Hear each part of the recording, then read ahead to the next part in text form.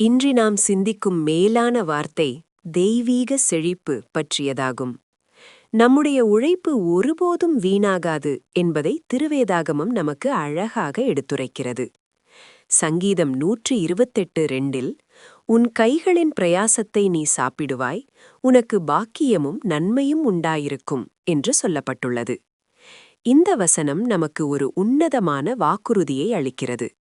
நீங்கள் எடுக்கும் ஒவ்வொரு முயற்சியும், நீங்கள் சிந்தும் வியர்வையும் வீண் போகாது என்று ஆண்டவர் உறுதியளிக்கிறார்.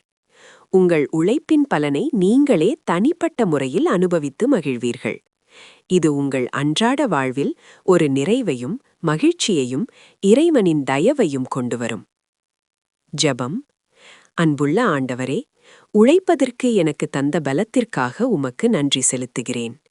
என் பிரயாசம் பலன் தரும் என்றும் அதன் கனியை நான் புசிப்பேன் என்றும் நீர் கொடுத்த வாக்குறுதியை நான் முழுமையாக நம்புகிறேன். இன்று நான் செய்யும் ஒவ்வொரு காரியத்திலும் உம்முடைய நன்மையும் ஆசீர்வாதமும் என்னை தொடரட்டும். ஆமேன்.